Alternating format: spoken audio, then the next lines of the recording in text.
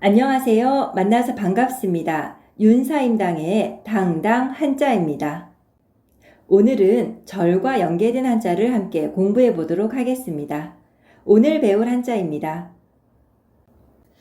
오늘은 절과 연계된 한자를 함께 공부할 건데요. 여기 흑토가 있고요. 마디촌이 있습니다. 이 두 개가 합쳐져서 만들어진 한자인데요. 이런 모습입니다. 흑토는 당당 한자 15화에서 함께 본 적이 있었습니다. 마디초는 아직 공부한 적이 없는데요. 나중에 기회가 된다면 함께 자세히 공부해 보도록 할게요. 흑토와 마디촌이 만나서 절사가 된 이유에 대해서는 여러 가지 이야기가 있는데 우리는 지금 한자학을 연구하는 것이 아니고 한자를 쉽게 기억하기 위해서 공부하고 있는 것이지요. 그러니까 어느 설명이 더 정확한지에 대해서는 깊이 있게 생각하지 않도록 하겠습니다. 우리는 그냥 흑토와 마디촌이 만나서 절이라는 한자를 만들었구나 이 정도만 공부하도록 하겠습니다. 절사는요. 관청이라는 뜻도 가지고 있습니다. 그래서 절사라고도 하고 관청시라고도 합니다. 이번에는요. 말씀언과 절사가 만나서 만들어지는 한자입니다. 말씀언은 20화에서도 함께 공부했으니까 아직 못 보신 분들은 20화를 참고해 주시기 바랍니다. 말씀언과 절사가 만나서 만들어지는 한자는요. 이런 모습입니다. 시라는 한자입니다. 시입니다. 아하반야 바라밀다 신경관 자제보살 행신반야 바라밀다 시주견호. 방금 스님이 불경을 읊는 소리를 들어보았지요. 시라는 한자는 말씀언과 절사가 만나서 만들어진 한자인데요. 절에서 말을 한다는 뜻입니다.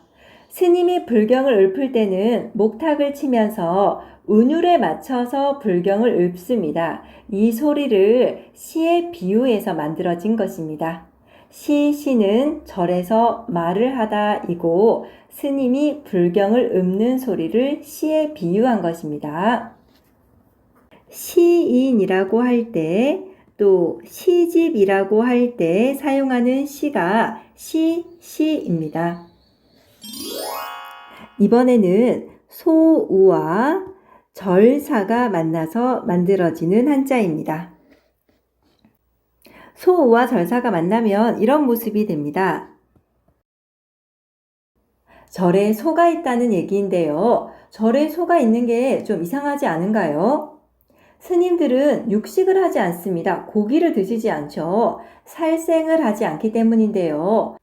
그런데 절에 소가 있으니까 매우 특별한 일이겠지요. 그래서 절에 있는 소는 매우 특별하다라고 해서 특별할 특이라고 합니다.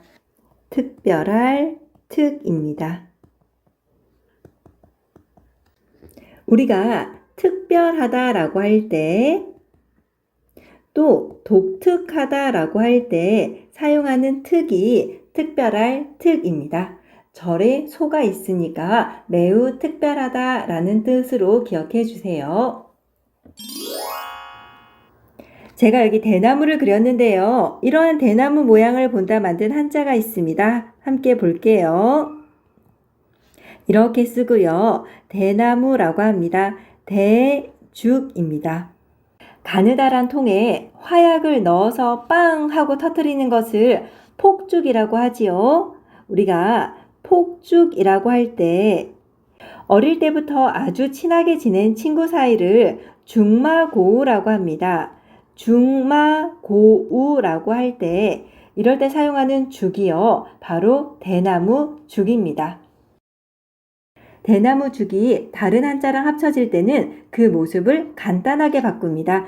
비슷한데요. 이렇게 했습니다. 알파벳 KK 같죠? 우리는 기억하기 쉽게 대나무 죽이 다른 한자랑 합쳐질 때는 K로 변한다라고 생각하도록 하겠습니다. 그러니까 이것도 대나무고 이것도 대나무네요. 이번에는요, 대나무 죽과 절사가 만나서 만들어지는 한자가 무엇인지 보도록 할게요. 이렇게 쓰면 되겠네요.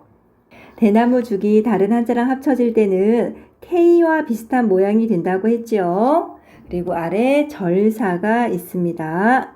그러면 이런 모습이 완성됩니다. 이 한자는 무리등이라고 합니다. 무리등입니다. 대부분의 절은 다 깊은 산 속에 있지요. 산에 절이 있고 그 절 주변으로 보면 대나무가 물이 지어 있는 곳이 있어요. 절 주변에 대나무가 물이 지어 있다라고 해서 만들어진 한자입니다. 물이 등입니다. 대나무는 보통은 한 그루씩 한 그루씩 있지 않고 물이 지어 있습니다. 절 주변에 대나무가 모여 있는 모습을 본다 만든 한자 물이 등입니다. 초등학교라고 할 때, 그리고 평등하다라고 할 때 사용하는 등이 물이 등입니다. 물이 등은 같을 등이라고도 합니다. 그러니까 물이 등은 물이라는 뜻도 있고 같다라는 뜻도 있는 걸 기억해 주세요. 햇님의 모양을 본따 만든 한자가 있었지요. 이렇게 햇님의 모양을 본따 만든 한자는 이렇게 표시하고요. 이런 모습입니다. 해가 뜨고 지는 모습을 보고 날짜를 알 수 있죠. 그래서 날일이라고 합니다. 이번에 배워볼 한자는요. 날일과 절사가 만나서 만들어지는 한자입니다. 합치면 이런 모습입니다. 앞에 해가 있고요. 절을 함께 써줍니다. 이런 모습입니다. 옛날에는 시계가 없었습니다. 절에서는 시간을 알기 위해서 해 위치를 보았어요. 사찰에서는 해가 떠 있는 위치와 방향을 보고 시간을 알리는 종을 쳤는데요. 그래서 만들어진 한자가 바로 때를 알려준다고 해서 때시입니다.